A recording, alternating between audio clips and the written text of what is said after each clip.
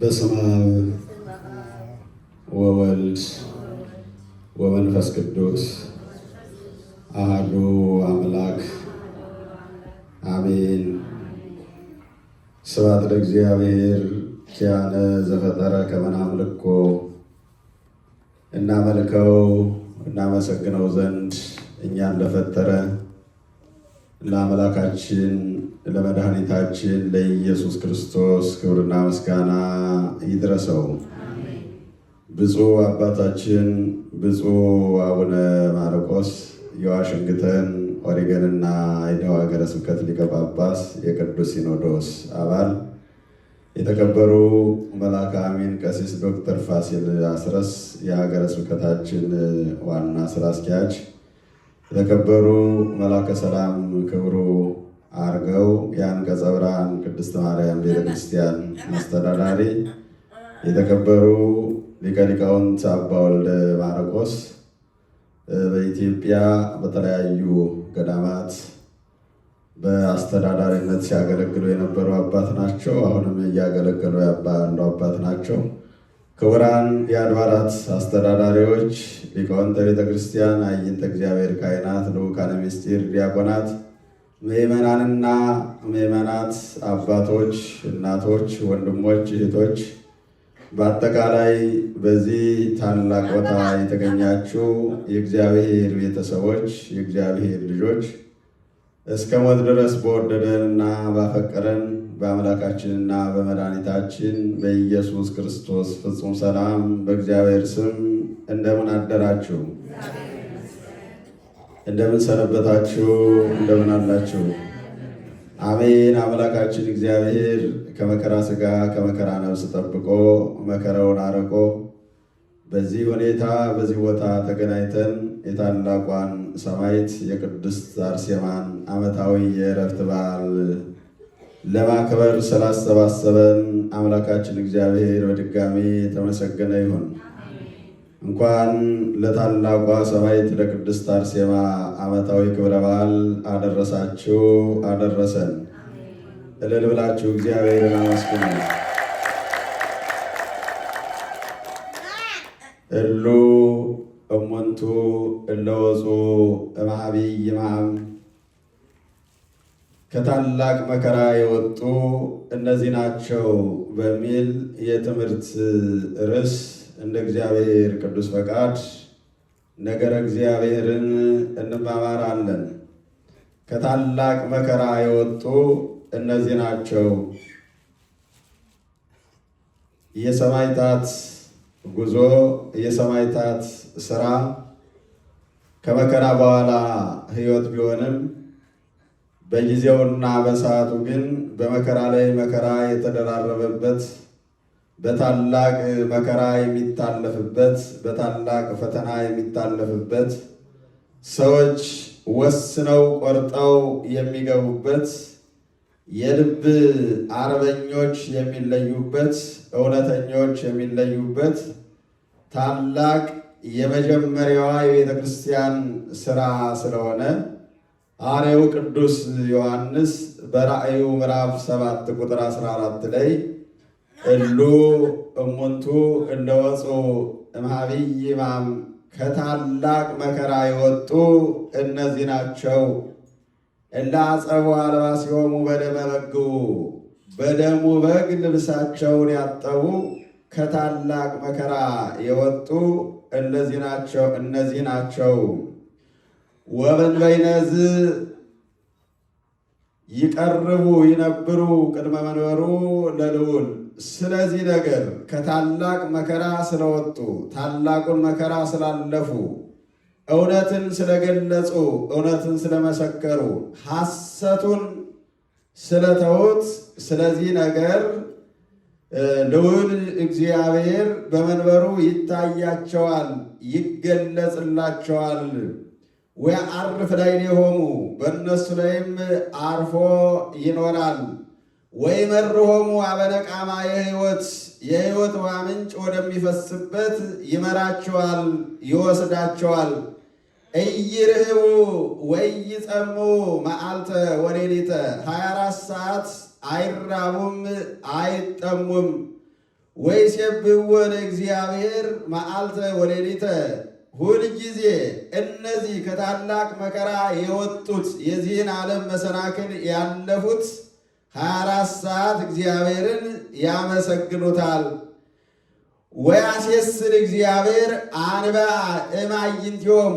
ከዚያ በኋላ እግዚአብሔር እንባን ከዓይናቸው መከራን ከዓይናቸው ያጠፋል ብሎ ሐዋርያው ቅዱስ ዮሐንስ ሰማዕትነት ታላቅ ፈተና፣ ሰማዕትነት ታላቅ መከራ፣ ሰማዕትነት ሰዎች በታላቅ ፈተናና መከራ የሚያልፉበት፣ በአርበኝነት የሚለኩበት፣ የሰዎች ታላቅነትና ደካማነት የሚለይበት፣ የእግዚአብሔር ወዳጆች በትክክል የሚገለጹበትና የሚለዩበት ታላቅና ከባድ ፈተና እንደሆነ ሲናገር ይህን ቃል አስቀምጦልናል ማለት ነው። ሰማዕታት ማለት ምስክሮች ማለት ነው። ምስክር እንደምታውቁት በዳኛ ፊት ነው የሚመሰክረው። ዳኛው ካላመነበት ሊታሰር ይችላል፣ ሊገደል ይችላል፣ ሊገረፍ ይችላል፣ ወደ እሳት ሊወረወር ይችላል። ስለዚህ በዚያ በሚያስፈራ ዳኛ ፊት መካከል ቅጣት በሚተላለፍበት አደባባይ በሚያስፈራውና በሚያስደነግጠው የፍትህ አደባባይ ቆሞ እውነትን ለመናገር በትክክል የክርስቶስ ፍቅር የገባው ልብ ያስፈልጋል። ያ ካልሆነ ብዙ ነገር ልናወጣ ልናወርድ እንችላለን። አሁን ባለው መከራ ባለው ፈተና ተይዘን ራሳችን ለመከራ አሳልፈን ለቤተሰቦቻችን፣ ለወገኖቻችን፣ ለልጆቻችን፣ ለትዳር አጋራችን ፈተና መከራ ከምንሆን ዘመን ያስነሳውን ጊዜ የወለደውን አገር የወደደውን መስለን ነገ ከነገ በኋላ ንስሐ ልንገባ እንችላለን። አሁን እውነቱን ብንናገር ከፍ ብለን አንገታችን፣ ዝቅ ብለን ደግሞ ባታችን እንቀጣለን፣ ለእኛም ለቤተሰቦቻችንም መከራ እንሆናለን ብለው ወደ ኋላ የተመለሱ እውነቱን ከመናገር የቀሩ ታላቁን መከራ አልፈው ወደ ዘላለም ሕይወት መሄድ ያቃታቸው ዓላማቸውን አቅጣጫቸውን የቀየሩ በርካታ ሰዎች አሉ። እንደገና ደግሞ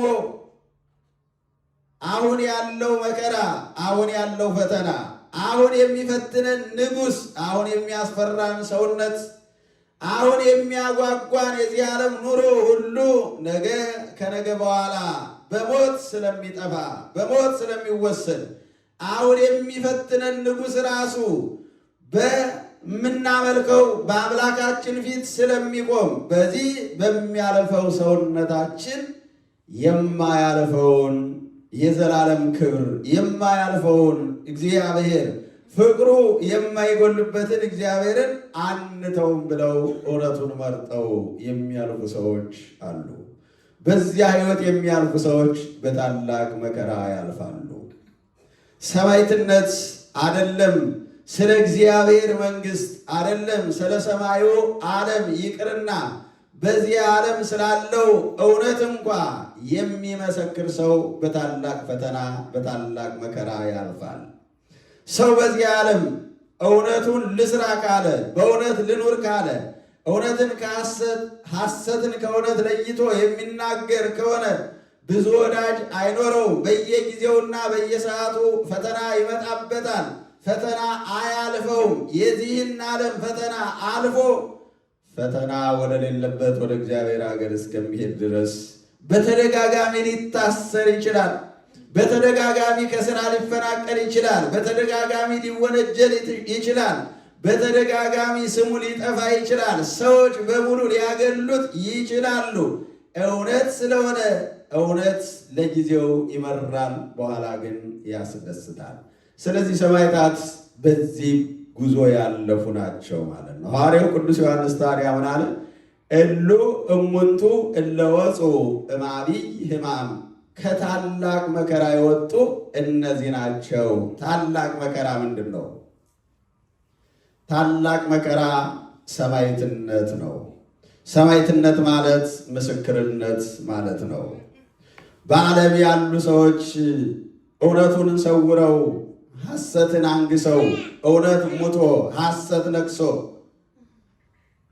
ሕይወታቸው ክርስቶስ ከልቡናቸው ጠፍቶ እነሱ ያዩትና የያዙት የሰሩት ነገር ደግሞ እውነት ሆኖባቸው በእነሱ ሐሰት ሌላውን ለመውሰድ በእነሱ ሐሳብ ሌላውን ለመውሰድ ባሰቡ ጊዜ እውነቱን የሚያውቁ ሰዎች ይሄ ሐሰት ነው፣ አንተ የምትሰራው ሥራ ልክ አይደለም ብሎ በሚያስፈራው በሚያስገርመው ንጉሥ ፊት እውነትን መግለጽ እሱ ታላቅ መከራን ያመጣል። ሰማዕታት በዚህ ጉዞ ነው ያለፉት። በእርግጥ በዓለም መኖር በራሱ በዚህ ዓለም መኖር በራሱ ታላቅ መከራ ነው፣ ሰማዕትነትም ነው። እንዴት ካላችሁ በእውነተኛው መንገድ የምንጓዝ ከሆነ በትክክል በትዳራችን ጸንተን የምንኖር ከሆነ ታላቅ ፈተና ነው፣ ታላቅ መከራ ነው። በየጊዜው እንደ እሳት የሚያቃጥሉ እንደ ሾተል የሚወጉ ፈተናዎች በየጊዜውና በየደቂቃው ይመጣሉ። እነዚያን በትክክል ካሳለፍናቸው ታላቅ ፈተና ነው። ትዳር በራሱ ፈተና ነው። በትዳር አለመኖርም በራሱ ፈተና ነው። መስራት ፈተና ነው፣ አለመስራትም ፈተና ነው። በዚህ ዓለም ሰው ሆኖ ተገልጾ መኖር በራሱ ፈተና ነው። ግን ክብር እንዳላውቀው ፈተናውን ያለፈ ሰው ለዘላለም ከንጉሱ ጋር ይኖራል እና ከታላቅ መከራ የወጡ እነዚህ ናቸው አላቸው። እነማን? ሰማዕታት እንደነ አርሴማ ያሉት፣ እንደነ ቅዱስ ጊዮርጊስ ያሉት፣ እንደነ ቅዱስ ጳውሎስ ያሉት፣ እንደነ ቅዱስ ጴጥሮስ ያሉት ለሰው መታዘዝ ከመታዘዝ ለእግዚአብሔር መታዘዝ ይሻላል ብለው የእግዚአብሔርን ቃል መርጠው በዚያ ቃል የታሰሩ የተገረፉ ሀብታቸውን፣ ንብረታቸውን፣ ስልጣናቸውን፣ ሕይወታቸውን ያጡ እልፍ አእላፋት የክርስቶስ ወታደሮች የእውነት ምስክሮች ሰይፍ ያላስፈራቸው፣ እሳት ያላስፈራቸው፣ ከስልጣን መሻር ያላስፈራቸው፣ መብል መጠጥ ነስተዋቸው ረሃብ ያላስፈራቸው፣ ወደ ኋላ ያልመለሳቸው፣ በምን አምላካቸውን ፈጣሪያቸውን ያለወጡ የመጣውን መከራ ሁሉ በሰውነታቸውና በሕይወታቸው ያሳለፉ፣ መከራ ቢፈራረቅባቸው መከራው ወደ ኋላ ያልመለሳቸው፣ ሐሳባቸውን እውነቱን ያልቀየሩ፣ በታላቅ ፈተና በታላቅ መከራ ያለፉ እነሱ የእግዚአብሔር ምስክሮች ይባላሉ። ሰማዕታት ማለት ምስክሮች ማለት ስለ እውነት የመሰከሩ፣ ስለ እውነት የተናገሩ፣ ስለ እውነት የኖሩ፣ ስለ እውነት የሞቱ፣ ስለ እውነት በፍርድ አደባባይ የቆሙ፣ እውነቱን የመሰከሩ፣ በዚያ እውነት ምድራዊ ሕይወታቸውን ጊዜያዊ ሕይወታቸውን ያጡ ግን ያ እውነት ለዘላለም ያከበራቸው እግዚአብሔርን እንዲመስሉ ከንጉሱ ጋር እንዲኖሩ በመዓልትም በሌሊትም እንዳይራቡ እንዳይጠሙ ወደ የሕይወቷ ምንጭ እንዲሄዱ ያደረጋቸውና ለዘላለም ከሚፈሰው የመከራ እንባ ራሳቸውን ያዳኑ ሰማዕታት ከዚህ የወጡ ናቸው ይላል። ሰማዕትነት በታሪክ ሲገለጽ ቀላል ነው፣ በተግባር ሲታይ ግን ያብረቀርቃል። ምክንያቱም ማስተማር ቀላል ነው፣ ያስተማሩትን መስራት ነው የሚያስፈራው። ሁላችንም የቅድስት አርሴማን ታሪክ መናገር አይከብደንም፣ አያቅተንም። ግን አርሴማን ሆኖ የመጣላትን ግብዣ ንቆ ይሄ ከእግዚአብሔር ይለየኛል ልክ አይደለም ብሎ እውነተኛውን መንገድ አውቆ እውነተኛውን ምርጫ መርጦ በእውነተኛው መንገድ መሄድ ለጥቂት ሰዎች ብቻ የሚሰጥ ነው። ብዙ ሰዎች ከተስማሙ በኋላ ስምምነታቸውን ያፈርሳሉ። ቃል ከገቡ በኋላ ቃላቸውን ይለውጣሉ፣ አቅጣጫቸውን ይቀይራሉ። ትናንት መስሎኝ ተናግሬ ነበር፣ አሁን ግን ልክ አይደለሁም ማለት ነው። ነገ ሌላ ቀን ነው፣ የአሁኑ የመከራ ቀን ያልፋል። ስለዚህ በዚህ በሚያልፈው ቀን የማያልፍ ሕይወቴን መስጠት የለብኝም ብለው የገቡትን ቃል ይቀይራሉ፣ ልጅነታቸውን ያፈርሳሉ። እውነቱን መናገር ያቅታቸዋል። ከእውነት ወደ ኋላ ይመለሳሉ። ዘመን ካነሰው ጋራ ተስማምተው እውነቱን ደብቀው ሰውረው እንዳልተሰራ አድርገው አድበስብሰው አለፈውት ይሄዳሉ። ሰማዕታት ግን ይህን ሁሉ መታገስ አይችሉም። ለዚያ ነው ፈተና የደረሰባቸው። ለዚያ ነው አንገታቸውን በሰይፍ የታረዱ። ለዚያ ነው በእሳት የነደዱ። ለዚያ ነው በደረቅ የተራጩ። ለዚያ ነው በጨለማ የታሰሩ። ለዚያ ነው ያለ ዕረፍት የተደበደቡ። ለዚያ ነው ለአራዊት ተላልፈው የተሰጡ። ለዚያ ነው ከአናብስት ጋር የታገሉ። ለዚያ ነው እንደ ኳስ በአንበሳዎች መካከል የተወረወሩት። ሰማዕታት መከራቸው ብዙ ነው። ከቤተ ክርስቲያን አባላት፣ ከቤተ ክርስቲያን አካላት፣ ከነቢያት፣ ከሐዋርያት፣ ከሌሎቹ ምዕመናን የሰማዕታት ክብርም የሰማዕታት መከራም ታላቅ ነው። ታላቅ መከራ ማለት ሞትና ሕይወት በመካከላቸው ተቀምጦ ወይም ምርጫ ተሰጥቷቸው እንዲህ እንደምንናገረው ሳይሆን ሰይፍ ከአንገታቸው ላይ ተቀምጦ አንገታቸውን በሰንሰለት ታስረው በወታደር ታጅበው የሚብለጨለጭ ሰይፍ በፊታቸው እየተውለበለበ ዓይናቸው እያየው ንጉሡ በመካከላቸው ቁሞ ከአንገታቸው ያለውን ሰይፍ የሚያነሳና የሚያወርድ ወታደር በመካከላቸው ቁሞ አማራጭ ይሰጣቸዋል። እኛ ለምንልህ ሐሳብ ብትገዛና ብትታዘዝ አይደለም በሕይወት መኖር ባለስልጣን ትሆናለህ። ወርቅ ይሰጥሃል፣ ብር ይሰጥሃል፣ የመንግስቴን እኩሌታ እሰጥሃለሁ። አንተ ታላቅ አርበኛ ነህ። በዚህ አቋም ወደኛ ሐሳብ ብትመጣ አንተ አምነህ ሌላውን ታሳምናለህ፣ አንተ አውቀህ ሌላውን ታሳውቃለህ። እንዳንተ አይነት አቋም ያለው በመከራ ማለፍ የሚችል ለእኛም ያስፈልገናል። ስለዚህ አሁን የቆምክበትን አቋም ተወውና ገዳይ ስለሆነ ስለሚያስገድልህ ከዚህ ሰይፍ የሚያድን አካል ስለሌለ አንተ አመልክሃለሁ የምትለው አካል ከሰይፍም ከሞትም ከመከራም ከእስራትም አያድንም። ነገር ግን ምርጫ አለህ። ወደ እኛ ብትመጣ እኛ የምናመልከውን ብታመልክ፣ ለእኛ ብትታዘዝ፣ እኛ ለምንሰግድለት ብትሰግድ፣ አንተ የምታመልከውን ብትተወው ትሾማለህ፣ ትሸለማለህ። የወርቅ ዝናር ትታጠቃለህ፣ የወርቅ ዘንግ ትይዛለህ፣ ከእኛ በታች ሆነህ ትመራለህ። ሌላም ሌላ ብዙ ዕድሎች ይሰጡሃል። ስለዚህ ምርጫው በእጅ ነው። ይህን አልቀበል የምትል ግን አንገት ላይ ያለው ሰይፍ ይበላሃል። ይህን አልቀበል የምትል የሚነደው እሳት የምታየው እሳት ያቃጥልሃል። ይህን አልቀበል የምትል ይሄ የሚያገሰው አንበሳ ይውጣል። ይህን አልቀበል የምትል የደረቀ ጠፍር ይዘው የሚጠብቁ ወታደሮች ይገርፏል። ይህን አልቀበል የምትል ወደ ጨለማ ቤት ትወረወራለህ። ይህን አልቀበል የምትል ምግብ ተከልክሎብህ በራብ ተጣጥረህ ትሞታለህ። ከነዚህ ነገሮች ሁሉ እኛ ለምንልህ ከታዘዝክ በሕይወት ትኖራለህ የሚል ምርጫ ይቀርብለታል። ስለዚህ ምርጫውን ተመልከቱት። ሰይፍ ከአንገት ላይ አለ። ፈራጁ በመካከል አለ። ሰይፉን ደግሞ የያዙ ወታደሮች የሚያስፈሩ በግርማ የተገለጡ ሰዎች አሉ። ሰማዕቱ በአንገቱ ላይ ሐብል ገብቷል። በራሱ ላይ በአንገቱ ላይ ሰይፍ አለ። ዙሪያውን ጨለማ ነው። ሁሉም እሱን የሚተች ነው፣ እሱን የሚያጣጥል ነው፣ የሚያዋርድ ነው። ደጋፊ የለውም። አይዞ በርታ፣ የያዝከው ስራ ታላቅ ነው፣ አቋም ታላቅ ነው ብሎ ሊደግፍ የሚችል አካል እንኳ የለም። ብቻውን ቁሞ ስለ እውነት ብቻውን ይከራከራል። በዚህ ጊዜ ነው ሰው የሚለካው።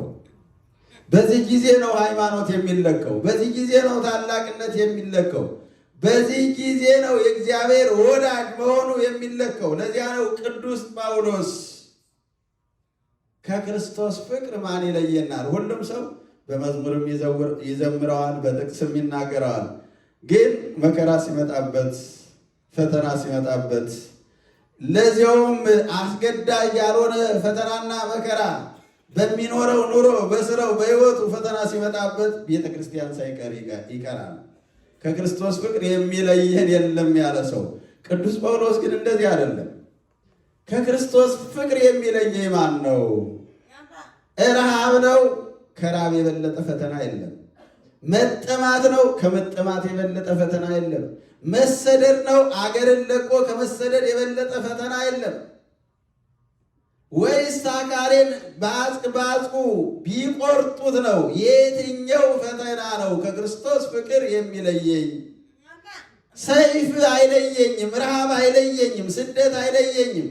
በዚህ ዓለም ያሉት ነገስታት፣ በዚያኛውም ዓለም ያሉት ነገስታት፣ ወይም በዚህ ዓለም ያለው ጥቅም ፍቅር የሚመጣውም ዓለም ቢሆን እንኳ አለ ቅዱስ ጳውሎስ በዚህ ሃይማኖት ከቆምኩ የሚመጣውን ዓለም አላጠውም እንጂ የሚመጣውን ዓለም የእግዚአብሔርን መንግስት ታጠዋለህ ብባል እንኳ ከክርስቶስ ፍቅር ወደኋላ አልመለስም። አቋም ማለት ያ ነው። እንዲያ ሲናገር ግን ቅዱስ ጳውሎስ በአፍ ብቻ አይደለም፣ በተግባር ነው። እየተገረፈ ነው፣ እየታሰረ እየተፈታ ነው። ሶስት ቀን ያለ እረፍት እየተደበደበ ነው። በውጭም በውስጥም፣ በውስጥ ዘመዶቼ፣ በውጭ አሕዛብ መከራ አጸኑብኝ። 3 ጊዜ መርከብ የተንከራተተች 14 ቀን በባሕር መከራ አየው። እዚያ ደግሞ አርፌ ዘመዶቼ ይቀበሉኛል ስል ዘመዶቼም መከራ አጸኑብኝ። በጊዜውም ያለ ጊዜውም በሁሉም ተፈተንኩ። ነገር ግን ከክርስቶስ ፍቅር የሚለየኝ የለም። ክርስትና ያ ነው። ስለዚህ እኛ እንደዚያ ነን ምእመናን፣ ሁላችንም እንደዚያ አይደለንም። አምላካችን እግዚአብሔር ግን ድካማችን አይቶ እንዲህ አይነቱን ፈተና አያምጣብን። ዛሬ እንዲህ አይነት እንደነ አርሴማ ያለ ፈተና ቢመጣ፣ እንደነ ቅዱስ ጊዮርጊስ ያለ ፈተና ቢመጣ፣ እንደነ ቅዱስ ጳውሎስ እንደነ ቅዱስ ጴጥሮስ ያለ ፈተና ቢመጣ፣ እንደነ አግናጤዎስ ያለ ፈተና ቢመጣ ማን ቁሞ እውነትን ይናገራል?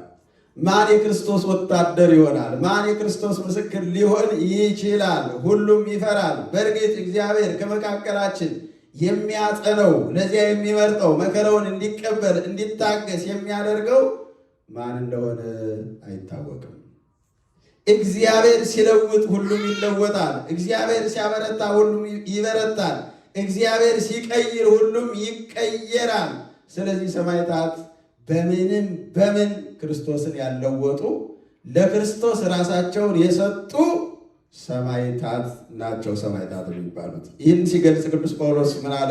በሁለተኛ ቆሮንቶስ ምዕራፍ 4 ቁጥር 8 ላይ እንዲህ ይላል፣ እንዘ በኩሉ ነሐምም ንትመነደብ አለ። በሁሉ መከራ ስንቀበል አንቸገርም። በሁሉ በአንድ በኩል አይደለም። ረሃብ ብቻ አይደለም፣ መጠማት ብቻ አይደለም። እርቦን ጠምቶን ሰውነታችን ዝሎ ሳለ ይገርፉናል፣ በደረቅ ይላጩናል፣ ያስፈራሩናል፣ በውጭም በውስጥም መከራ አጸኑብን። ግን እንዘ በኩሉ ነሐምም ንትመነደብ፣ በሁሉ ዘንድ መከራ ብንቀበል አንቸገርም አለ። አንቸገርም። እንዴት ሰው በሁሉ መከራ እየተቀበለ አይቸገርም? ፊት ለፊት የሚያዩት የሚያጠግባቸው፣ የሚያጸናቸው፣ የሚረዳቸው፣ ኃይል የሚሆናቸው፣ ብርታት የሚሆናቸው አምላካቸው ክርስቶስ፣ አምላካቸው ኢየሱስ በመካከላችሁ ቆሞ አይዟችሁ፣ ይሄ ኃላፊ መከራ ነው። አሁን የምታዩት መከራ ነገ አታዩትም።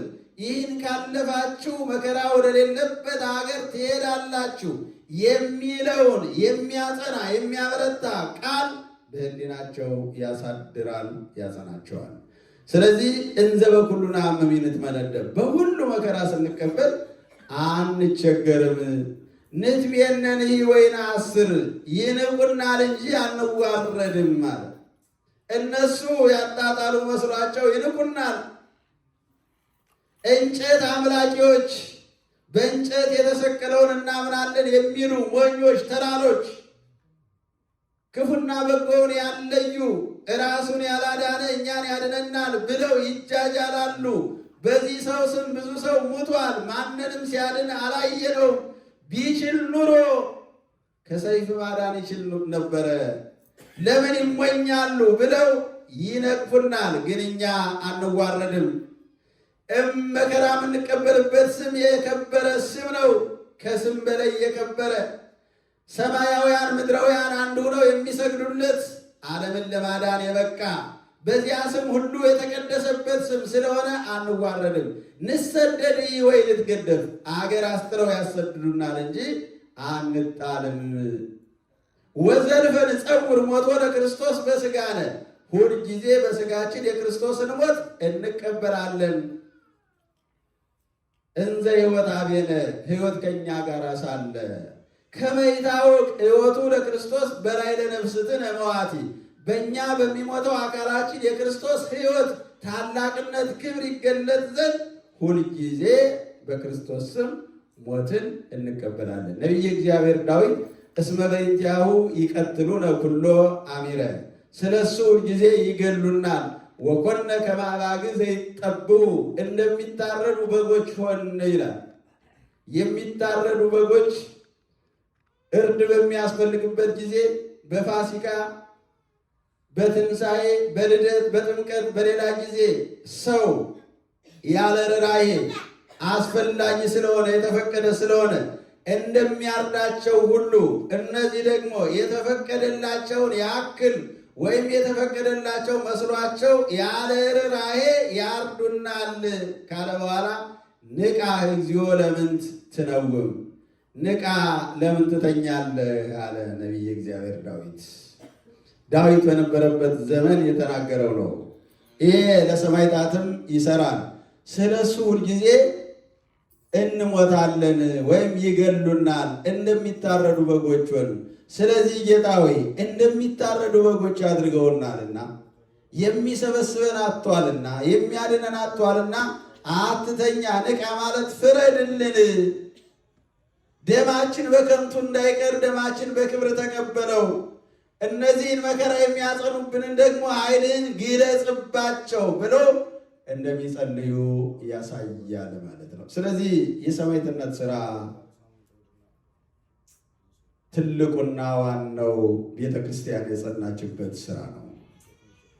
ምክንያቱም ሰማዕታት በዚህ ሕይወት ሲያልፉ ጣዖት ሲያመልኩ የነበሩ ሰዎች፣ ከእግዚአብሔር ርቀው የነበሩ ሰዎች፣ ምስጢሩ ያልገባቸው ሰዎች፣ ጥበቡ ያልገባቸው ሰዎች ሰማዕታት በዚህ ሁኔታ ሲያልፉ እንዲህ ሲጸኑ አይተው በአንዱ ሰማዕት ደም እልፍ አእላፋት ሰዎች ወደ እምነቱ እየመጡ ቤተ ክርስቲያን ያበበችበት፣ ቤተ ክርስቲያን ያሸበረቀችበት የሰማዕታት ደም ነው። የሰማዕታት ደም የቤተ ክርስቲያን ዘር ነው፣ ጌጥ ነው ተብሎ ይነገራል።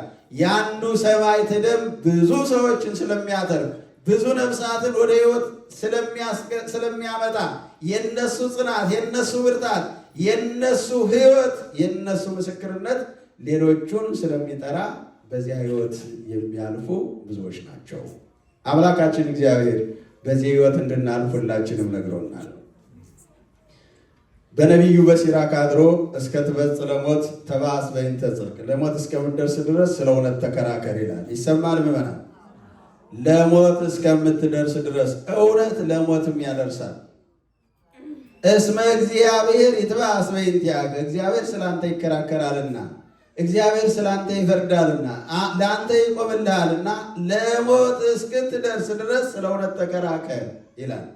እንደገና ሐዋርያው ቅዱስ ዮሐንስ በራእዩ ኩን መሃይምነ እስከ ለሞት ወእሁ በከ አክሊለ ሕይወት፣ እስከ ሞት ድረስ የታመንክውን እስከ ሞት ድረስ እስከዚህ ድረስ ታግያለሁ፣ እስከዚህ ድረስ ተከራክሬያለሁ፣ እስከዚህ ድረስ መስክሬያለሁ፣ ከዚህ በኋላ ሕይወቴንማ መስጠት የለብኝም ይበቃኛል፣ እስከዚህ ድረስ ከሄድኩ በቂዬ ነው ብሎ መመለስ ወደኋላ ማለት አይደለም ለጽድቅ የሚያበቃው።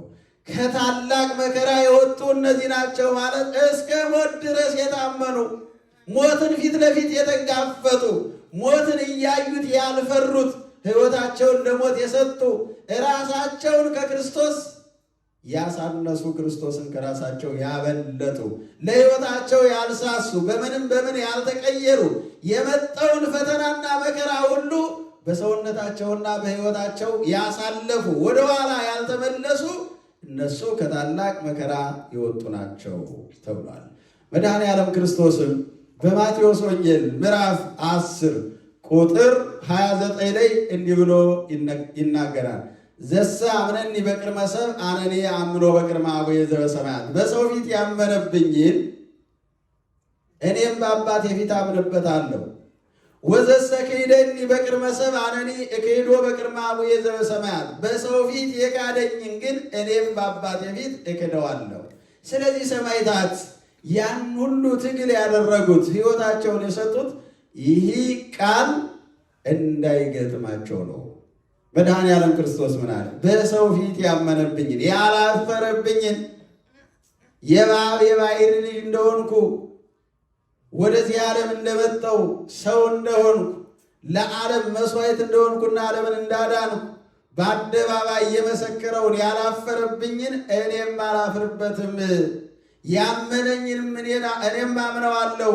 ይሄ ወዳጄ ነው፣ ስለ እኔ የሞተ የመሰከረ ሕይወቱን የሰጠ በምንም በምን ያልቀየረኝ ቋሚና ጽኑ ወዳጄ ነው ብዬ በአባቴ ፊት ታላቅነቱን፣ ሰማዕትነቱን፣ ክብሩን፣ አቋሙን፣ ልዕልናውንና እምነቱን እገልጻለሁ፣ መሰክርለታለሁ።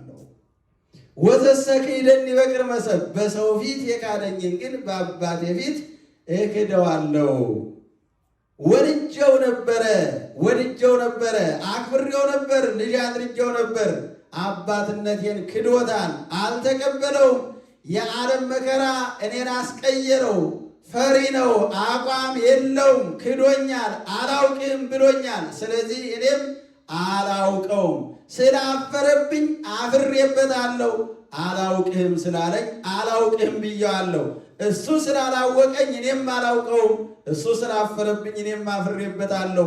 እሱ ስለተወኝ እኔም ትቼዋለሁ ብዬ በፍርድ ቀን በአባቴ ፊት በመላእክት ፊት አሰናብተዋለሁ።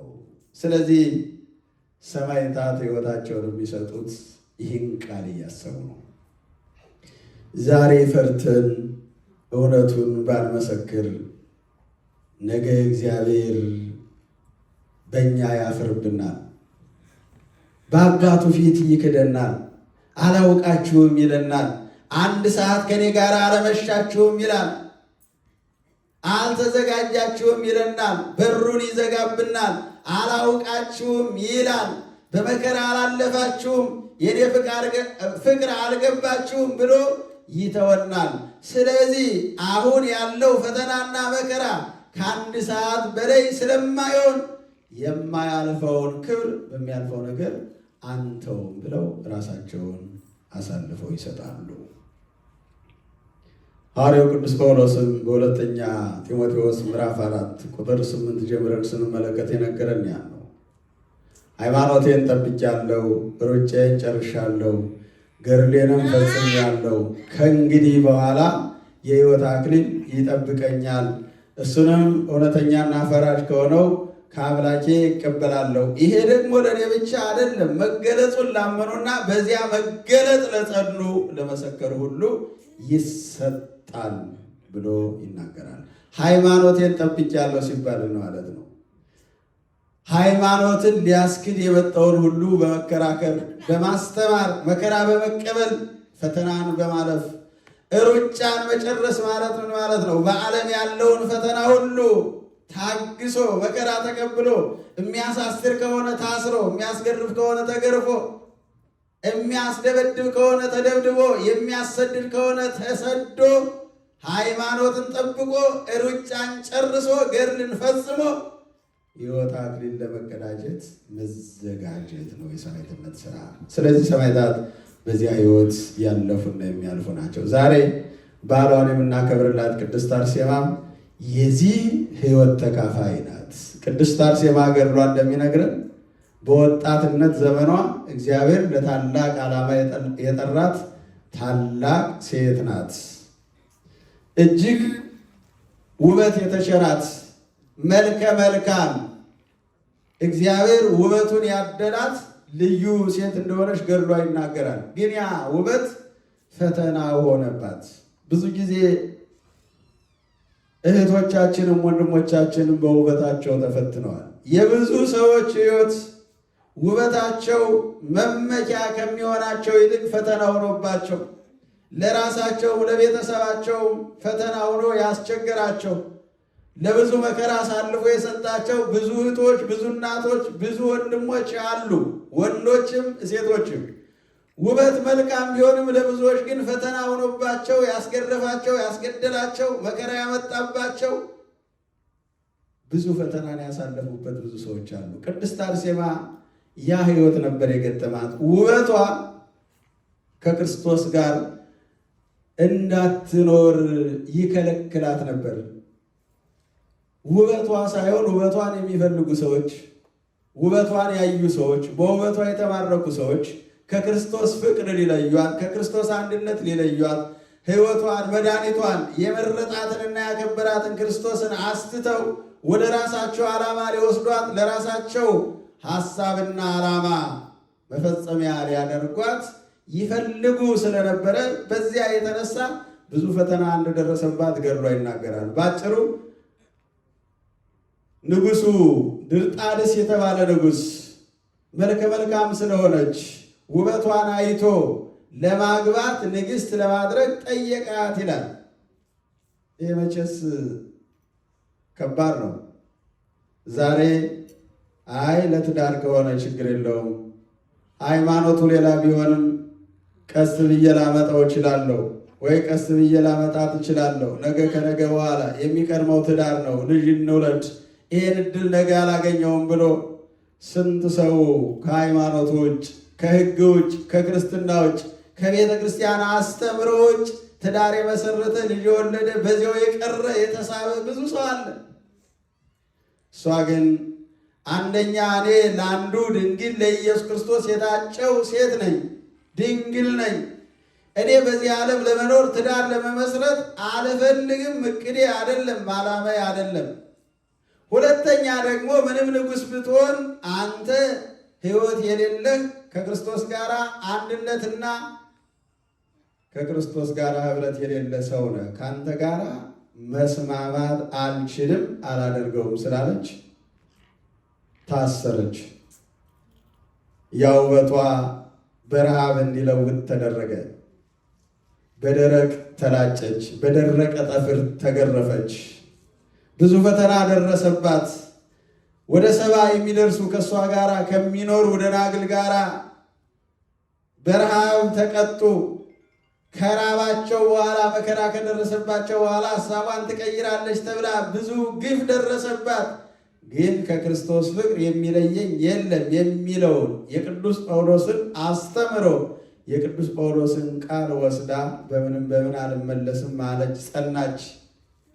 በመጨረሻ ንጉሡ የግድ በጉልበት አስገድዶ አንግሶ ንግሥት አድርጎ የራሱ ለማድረግ ሲሞክር እሷ ፈቃደኛ አይደለችም። ኃይለኛውን ንጉሥ ኃይል ሰጥቷት ከመንበሩ ስባ ጣለችው። በዚህ ተናዶ በሰይፍ እንድትመታ አደረጋት። በክብር ሰማዕትነትን ጨረሰች። ከዚያ በኋላ ስህተት መጀመሪያ ስንሰራው ቀላል ነው፣ ከሰራ ነው በኋላ ግን ለመመለስ ያስቸግረናል። ይሰማችኋል ምዕመናን? ብዙዎቻችን ብንችል ኑሮ መጀመሪያ የሰራነውን ስህተት ከስህተት በኋላ በምናስበው ሐሳብ እንዴት አድርገን እናስተካክለው ነበር፣ ግን አይቻልም። ንጉሡ ካስገደላት በኋላ በውበቷ እያዘነ አይምሮ መረጋጋት አቃተው። እየመጣ ውበቷ ፊቱ ላይ ቁጭ እያለበት አይምሮ እንቡዝ ሆነ። አይምሮውን መቆጣጠር አቃተው። አይምሮ ተቀየረበት። በትክክል ማሰብ አቃተውና በዚያ ተበሳጭቶ የአገሩን ሰው ሁሉ እየሰበሰበ በሰይፍ ማስገደልና ማሳረድ፣ ማስገደል፣ ማስደብደብ ጀመረ ይላል። እዚህ በኋላ ሰራዊቱ ጨነቃቸውና ምናልባት አይምሮ ተጨንቆ ነው፣ ራሱን ስቶ ነው፣ እስኪ ወደ በረሃ እንውሰደውና በበረሃው ሲያድን የበረሃውን ውበት ደምግባት ሲመለከት አይምሮ ሊስተካከል ይችላል ብለው ወደ በረሃ ሲወስዱት እሪያ ሆነ ይላል። አንዳንድ ጊዜ ክብራችን ካላወቅ ነው ከአቅም በላይ ከሄድ ከሰውነት ወደ አውሬነት የምንቀየርበት ጊዜ አለ። ናቡከደነጾር ወደ አውሬነት እንደተቀየረ ሁሉ እሪያ ሆነ። ከዚያ በኋላ በዚህ ሁኔታ ብዙ ጊዜ ቆየ። እህቱ ደግሞ በክርስትና ሕይወት የምትኖር ወንድሟን ትመክር የነበረች ወንድሟ ያልሰማት አንዲት እህት ነበረችና እሷ ይህን ስትሰማ አዘነች። እንዴት ወንድሜ እሪያ ሆነ? እኔ ነግሬው ነበረ። የእነዚህ ክርስቲያኖች አምላካቸው ታላቅ ነው፣ የሚያመልኩት እውነት ነው። አንተም ተመለስና በዚያ ሕይወት ውል ብየው ነበር። አሁን ከሰውነት ወደ እሪያነት ተቀየረ፣ በነፍሱም በሥጋው ሞተ፣ ሕይወቱ ተለወጠ እያለች ስታዝን ማን ነው ይህን ሰው ከእሪያነት ወደ ሰውነት ሊያድንልኝ የሚችል ብላ ስታጠያይቅ ይሄ ሰው በአስተምሮ ምክንያት እውነቱን ስላስተማረ ወደ ጉድጓድ የጣለው ጎርጎርዮስ የተባለ የአርማንያ ሊቀ ጳጳስ ወደ ጉድጓድ ከተጣለ 15 ዓመት የሆነው አንድ ሰው ነበረ። ይሰማቸዋል። ዛሬ ወደ 30 ዓመት የሞላቸው ሰዎች አሉ። አድራሻቸው ጠፍቶ እስካሁን ድረስ ያልተገኙ እየተፈለጉ ያሉ በማስተማራቸው ብቻ ታስረው በሞታቸው መዳናቸው ያልታወቀ ቤተሰቦቻቸው የሚጨነቁባቸው ልጆቻቸው ትዳር እንዳይዙ የአባታችን አድራሻና ምንነት ሳናውቅ ትዳር አንዝም ብለው እያለቀሱ የሚኖሩ ሰዎች አሉ። እና ለ15 ዓመት ወደ ጉድጓድ ወደ ጨለማ ጉድጓድ አስጥሎት ረስቶታል ንጉሡ። ግን እግዚአብሔር በመከራ ስንወርቅ ለመከራው ደግሞ መፍትሄ ያዘጋጃልና ንጉሡ ወደ ጉድጓድ ሲያስጥለው በርቀት ትመለከት የነበረች አንዲት ሴት ነበረችና በገመድ እያሰረች ምግቡን እየወሰደች ለ15 ዓመት ትቀልበው ነበረ ይላል። ከዚያ በኋላ ወንድምሽን የሚያድንልሽ በግፍ የታሰረ እውነተኛው የአርማንያ ሊቀ ጳጳስ ጎርጎርዮስ ነው። እሱን ፈልገሽ ካስመጣሽው ወንድምሽ ከአውሬነት ወደ ሰውነት ይመለሳል አሏት። ይህ ታገኘዋለች ተባለች። ያቺ ሴት ተጠየቀች፣ እንዳለ ተናገረች። ከዚያ በኋላ ከጉድጓዱ ለመውጣት ገመድ ላኩለት ይላል። ገመድ ሲልኩለት መኖሩን ለመናገር ገመዱን አንቀሳቀሰው። ከዚያ በኋላ በገመዱ አስረው ጎትተው ሲያወጡት ለ15 ዓመት ፀሐይ ስላላየ ሰውነቱ ወደ ክሰልነት ተቀይሮ ወጣ ይላል። ከዚያ በኋላ ወንድሜን አድንልኝ ብላ ተማጸነችው። እንደሱ ከሆነ መጀመሪያ የሞቱት ሰማዕታት ይቀበሩ። ምክንያቱም ያ ድርጣድስ የተባለው ሰው ወደ 72 የሚሆኑ ደናግልን አስገድሏል። ሌሎቹንም በዚህ ሃይማኖት የሚኖሩትን በየጊዜው የሚያሳርድ ጨፍጫፊ አረመኔ ንጉሥ ስለነበረ የሰማዕታት አስከሬን በሙሉ በያለበት ተለቅሞ ይቀበር፣ ይነሳ፣ ክብር ይሰጠው። ከዚያ በኋላ ወደ እሱ እንሄዳለን ተባለ። የሰማዕታት አስከሬን በሙሉ ተረቀመ፣ በወርቅ ሳጥን ተሰበሰበ፣ ጸሎት ተደረገለት፣ በክብር ቦታ ተቀመጠ። ከዚያ በኋላ ንጉሡ አውሬውን ወደሚኖርበት ሊቀ ጳጳሱ ሄደና አንተ በጌታዬ በአምላኬ በመድኃኒቴ በኢየሱስ ክርስቶስ ታምናለህ ወይ ያለው። ምክንያቱም ሰውነቱ ነው እንጂ የተቀየረ አይምረው የሰው ነው። አምናለሁ እንደማለት አንገቱን ዘንበል አደረገ። ከዚያ በኋላ እንዳይታበይ ከእግሩ ላይ የሪያ ምልክት ትቶ እንዲያድነው ሆነ። እሱም ክርስቲያን ሆኖ በመጨረሻ አለፈ ይላል እና የሰማዕታት ጉዞ ይህን የሚያሳይ ነው። የመጀመሪያ እርሳችን ምን ነበር? አይሰማም? ምን ነበረ የትምህርታችን ርዕስ?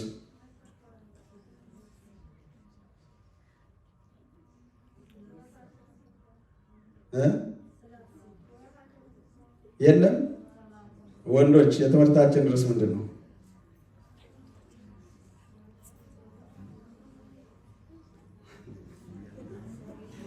ስለዚህ በከንቱ ነው ማለት ነው የደከምኩት። የለም ስለምንድን ነው የተማርነው? ከታላቅ መከራ የወጡ ለነገሩ እኛ መከራን አንፈልግም አይደል? አሁን ቀለል ያለች ትምህርት እንድንማር ነው የምንፈልገው። ወደድንም ጠላንም የሰማዕታት ጉዞ የቤተ ክርስቲያን ጉዞ ስለሆነ ይህን መለማመድ ይኖርብናል። ሰው ነፍሱን ለማዳን የሰማዕታትን ጉዞ መለማመድ አለበት። ወስብሐት ለእግዚአብሔር።